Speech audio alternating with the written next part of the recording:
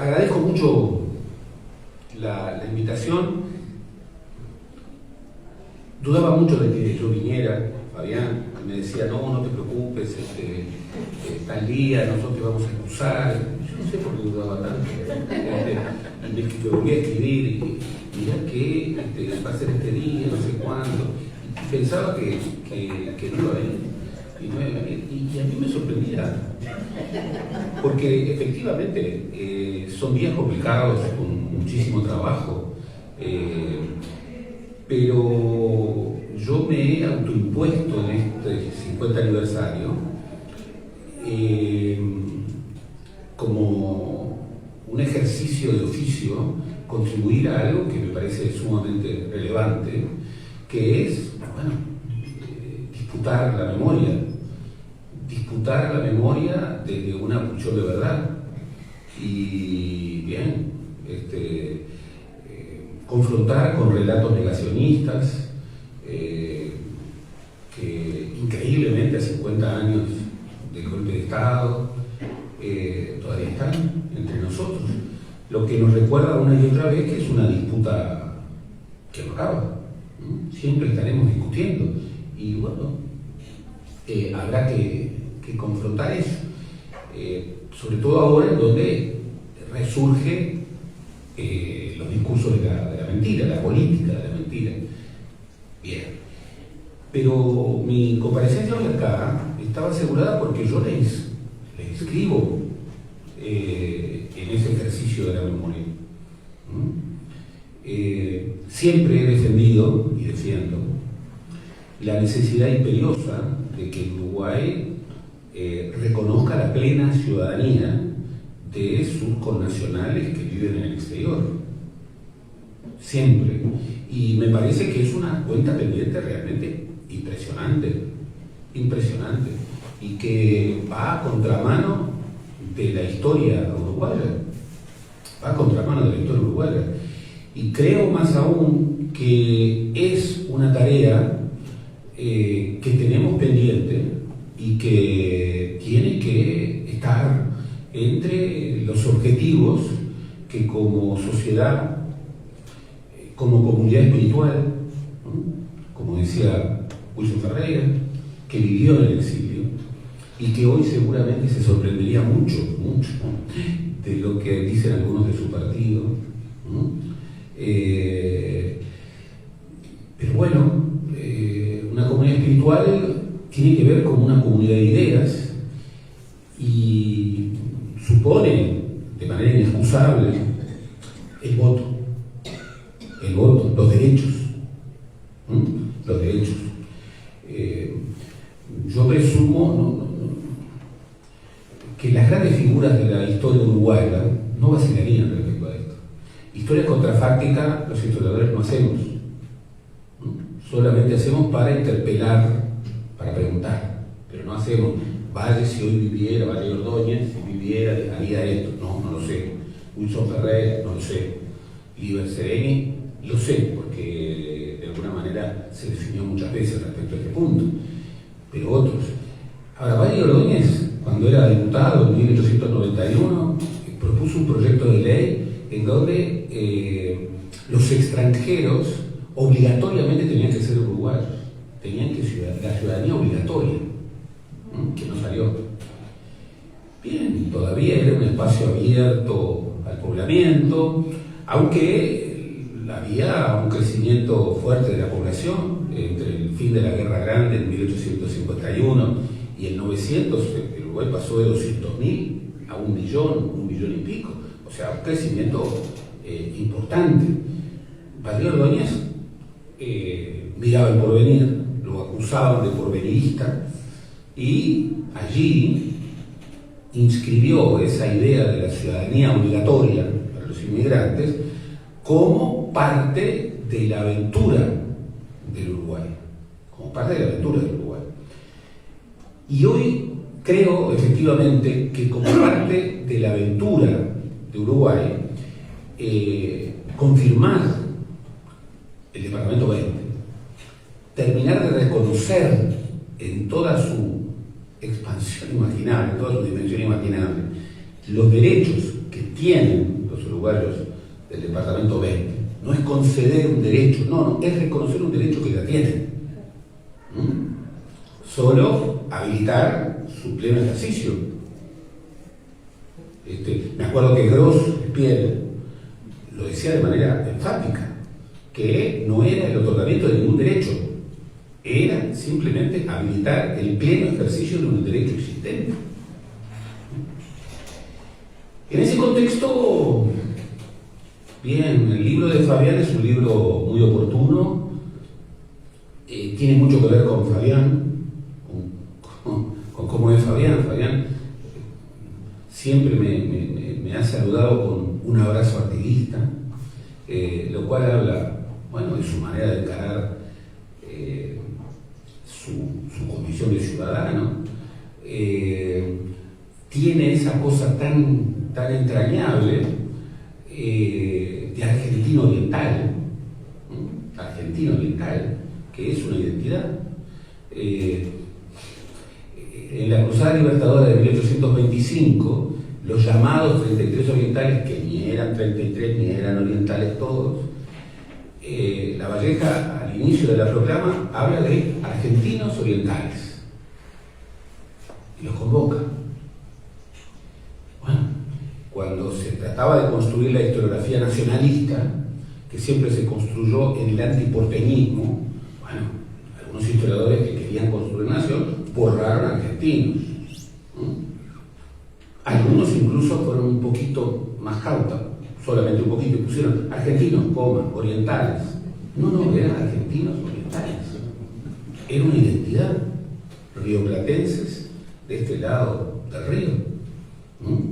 Si uno recorre toda la documentación de la época, hacia 1825, argentinos orientales había muchos. Había quienes solamente se afirmaban como orientales. Por ejemplo, nadie le diría a Artigas argentino oriental. ¿Por qué? Porque la palabra argentino, que también tiene su historia, connotaba habitante de Buenos Aires y de sus alrededores. Y bien, José Artigas no se llevaba muy bien con la metrópoli, como tampoco se llevaba nada bien con Montevideo, nada bien. Él era feliz en el desierto, en el centro de sus recursos, al norte del Río Negro. Cuando triunfa sobre toda la provincia oriental, no volvió nunca a Montevideo. Y cuando se va al Paraguay, no se va en el exilio, se va a buscar incorporar a los paraguayos a una lucha que para él debía continuar. Y bien, en la desesperación, cuando sus amigos lo están persiguiendo para matarlo, se entregó y no murió más. Dejó todo su dinero y entró con unos pocos. Y está esa historia de 30 años en el Paraguay, realmente muy impresionante. Ese desafío de terminar de consolidar derechos existentes es un desafío que tenemos tan pendiente como el desafío de nunca más dictadura, nunca más terrorismo de Estado. Tiene que ver con eso, y para eso hay que ser muy generoso, pero sobre todo hay que ser realista. Uruguay es un país envejecido, es un país que vamos a ver las sorpresas que nos da el censo. ¿Seremos 3,5 millones? Es un país que en la última medición del 2021 tuvo 7.000 defunciones más que nacimientos.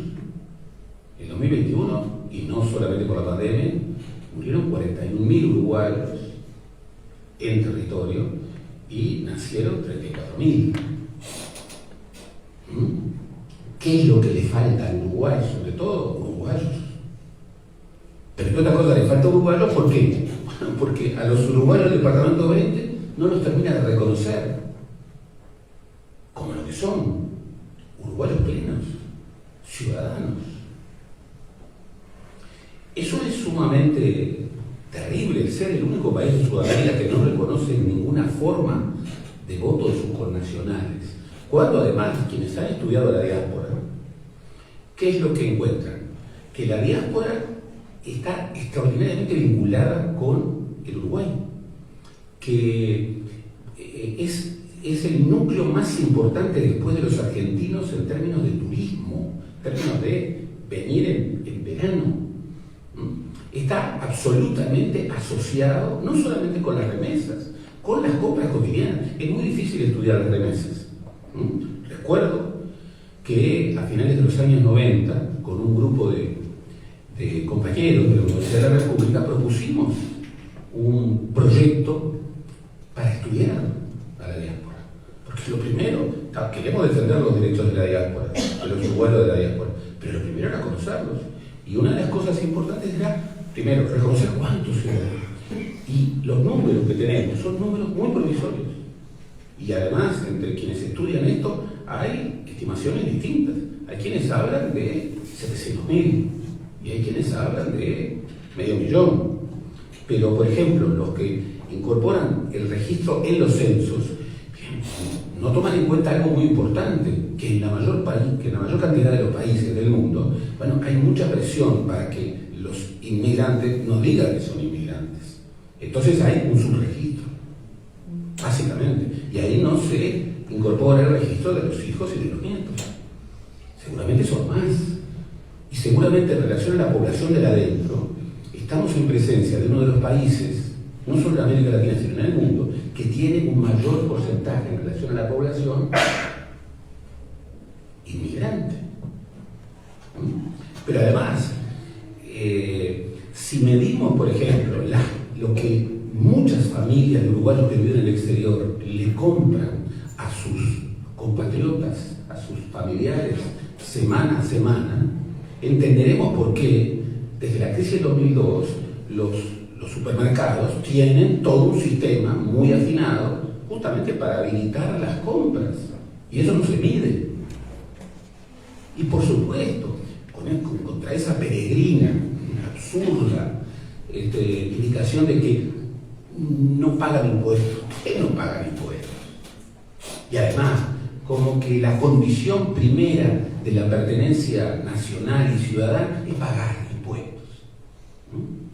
Es una visión mezquina, tan mezquina como la negativa, siquiera considerar la propuesta, porque se supone, y nadie lo ha estudiado, se supone que la mayoría de los uruguayos que están en el exterior son frente amplistas. Entonces, que es una idea maquiavélica del Frente Amplio y de la izquierda para ganar las elecciones. Es un absurdo, no resiste. Y créanme, cuando hicimos esa propuesta, que tenía un respaldo de Enrique Iglesias, uruguayo emblemático, que en su currículum pone uruguayo nacido en Asturias, lo cual es la estricta verdad, uruguayo nacido en Asturias. Era presidente del BID y había respaldado un proyecto. Y ahí había demógrafos, había economistas, había estudiosos de la cultura, habíamos historiadores, y íbamos a estudiar todo eso. Y el presidente de la época dijo no habilitó el préstamo. No le salía nada al Uruguay. No habilitó el préstamo. ¿Por qué? Porque atrás estará el voto a los uruguayos que radican en el exterior. En esa misma época, el mismo presidente, cuando en América Latina y sobre todo en América del Sur, pero en América Latina, buscaban competir por la sucursal del Instituto Pasteur. Bueno, un uruguayo del exterior, el Pato Villero, consiguió eso, que era la grande. Bueno, como está contado por quien era decano de la Facultad de Ciencias en los anales de la facultad, ese presidente negó la posibilidad de que se estableciera el Instituto Pasteur en Uruguay. Fue el presidente siguiente, pero no doy nombres, porque son tan evidentes que el presidente siguiente, cuando le contaron eso, dijo, no, pero es una república, lo habilitó, y por eso el Uruguay estar. ¿Quién lo trajo? Un uruguayo, residente en el exterior, un uruguayo de la diáspora. Entonces, desde esa mezquindad, además de un país en donde es un país que se construyó aluvionalmente incorporando inmigrantes, es un país que fue un país de inmigrantes, pero también fue tempranamente un país de emigrantes. El famoso libro de César Aguiar, cuando prueba que hacia el 900 el Uruguay seguía recibiendo oleadas de inmigración, grandes oleadas hasta 1930, pero expulsaba población, sobre todo a Buenos Aires, que ya desde entonces era la segunda ciudad en población uruguaya, y lo sigue siendo hoy, y hacia el sur del Brasil, y registraba demográficamente cómo ya había una diáspora en momentos de auge de la incorporación de inmigrantes a la aventura uruguaya. Por entonces, esta idea de emigración, tenía que ver con una disputa sobre el concepto de nación, sobre el concepto de identidad. Y allí, bueno, había, como siempre, algunos que buscaban un concepto nacionalista estrecho, ¿no? Y había quienes buscaban un concepto de nación en adhesión a valores universales, ¿no? Que era lo más lógico,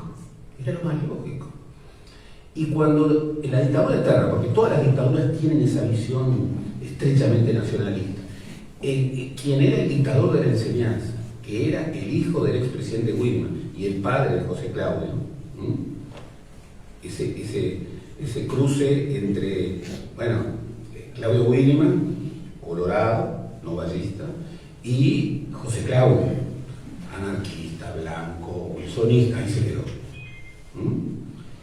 Y él quería afirmar, este Wilman del medio, y era un hombre muy culto, quería afirmar un concepto de nación restrictivo. Y entonces buscaba cambiar los programas escolares, buscaba afirmar, quería romper la visión de nación del vallismo. Esa visión del vallismo era una visión cosmopolita. Era la visión de que, yo tuve en mi casa los 10 mandamientos cristianos, por supuesto, pero tenía el decálogo laico, en donde mi padre, que era vallista y católico, también leía, y los valores eran los mismos. Las 10 leyes del buen uruguayo, que se le entregaban a todos los bachilleres que terminaban. Cuando terminé el bachillerato era algo muy importante, muy importante.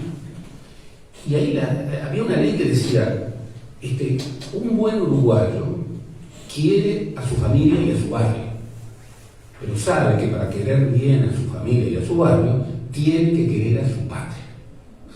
Era una palabra con la que el vallismo no se lo habla. Pero después decía, pero tiene que saber que querer a su patria es querer a la humanidad. Porque solo siendo fiel a la humanidad se puede ser fiel a la patria, al barrio, a la familia, y en particular solamente en sí se puede ser fiel con uno mismo. Bueno, Wilman quería romper con eso. Y un día apareció en una escuela y le preguntó así a un niño, la maestra estaba en el parque, al borde del paro cardíaco, y le preguntó, a ver, ¿qué es la patria para usted? El muchacho medio como que se sorprendió y dijo, mi patria es el Uruguay. Bueno, volvió, cesó un poquito la arritmia de la maestra, pero después quiso repreguntar y le dijo, sí, dígame algo más, ¿y qué es el Uruguay y la patria para usted? Y bueno, como si le estuviera preguntando algo muy sencillo, dijo, es la humanidad. Y Wilman, en medio de un paro cardiorrespiratorio casi final de la maestra, le replica, ¿cómo la humanidad? ¿Qué es la humanidad? Y el niño, como si estuviera haciendo el ejercicio de la multiplicación, le dijo, el mundo entero. Y Wilman lo contó en el diario terrorista, que era el diario del pueblo. Bueno, esa cadena de equivalencias, el Uruguay, patria, humanidad, todo el mundo. Era una visión que impregnaba aquella sociedad, que por otra parte se había creado a medida que bajaban los inmigrantes. Entonces, ¿cómo esa sociedad que viene de allí, hoy, le está negando la ciudadanía plena, un derecho que ya les pertenece, a sus connacionales? Es muy impresionante y esto está siendo estudiado. Entren en la página web de la Facultad de Ciencias Sociales y entren a la unidad de población. Allí hace algunos años se hizo una encuesta que trataba de ver la opinión de los uruguayos respecto a los connacionales residentes en el exterior y a los nuevos inmigrantes. Y se veía algo asombroso. Primero, ese rechazo a... ¿no? Se fueron. No está bien que darles el voto a quienes se fueron. Pero luego, y la encuesta estaba bien hecha porque evitaba el cassette, diría, pero es viejo hablar de cassette, todo el CD, todo hecho. El chip. Entonces le hacían preguntas separadas para ver efectivamente. Entonces yo le decía, ¿el Uruguay es un país abierto a la inmigración? 98%, sí, por supuesto, como siempre. Como siempre, somos muy abiertos. Muy bien, 20 preguntas después. ¿En Uruguay hay inmigrantes hoy? Sí, hay inmigrantes. ¿Y de dónde vienen? Y es una cosa maravillosa, que revela algo que quienes trabajamos en ciencias sociales sabemos desde siempre, que la idea marca la percepción y que la percepción no es transparente. La gran mayoría, 60-65%, dijo algo que es inexplicable, pero bueno, marca la distorsión. ¿Cómo de dónde vienen? Como siempre, vienen de España y de Italia. Y luego, 20, 30 preguntas más adelante, véanla porque vale la pena. Vale la pena. Le preguntaba, ¿cómo vería usted que uno de sus vecinos fuera colombiano o peruano? Y ese país que se autopercibía como abierto a la inmigración, en un 70% decía horrible. Bueno, no me pongas que yo la termino. No. Yo termino diciendo, y eso es muy importante, porque todavía seguimos siendo un país extraordinariamente montevideano. ¿Qué creemos? Ahora que sé que nació en Tacuarembó como Gardel, cosa que me sospechaba porque me gustaba mucho lo que escribía, ¿no? Espero que no tengas alguna historia con el coronel Cayola como la tenía Gardel, que no haya llegado a tanto. Con Gabazo sí, pero no. Wow. Larga y triste historia. Bueno, lo único que quiero cerrar es que bien, que el libro de Fabián, de este argentino oriental artiguista, llega en forma muy oportuna y es un libro que viene a recordarnos una vez más un compromiso que tenemos con nuestra historia, y es un compromiso que de alguna manera tiene mucho que ver con estos 50 años en donde queremos cerrar, y sabemos que no se cierra para siempre, sino que tenemos que disputar un relato nacional abierto. Bueno, forma parte de esa aventura uruguaya. En momentos en que lo que más le falta al Uruguay son uruguayos, y en donde una idea de mínimo realismo estratégico, ¿no?, con perspectiva, debiera llevar a esa visión de que, bueno, es ahora, es absolutamente imprescindible que esa masa crítica de investigadores, de científicos, de comunicadores, de gente que tanto ayuda ya y tanto aporta al Uruguay, bueno, lo siga haciendo, pero desde el reconocimiento de un derecho que tiene. Por eso creo que un mínimo sentido de grandeza, que una mínima consecuencia con la historia de este país debiera establecer como imperativo, acuciante, finalmente, reconocer el derecho pleno a ejercer sus derechos, a ejercer ese derecho del voto y de otros a esos uruguayos que de un modo u otro, y muchas veces mucho más que quienes están dentro de fronteras, participan y son actores absolutamente indispensables de nuestra aventura colectiva. Gracias.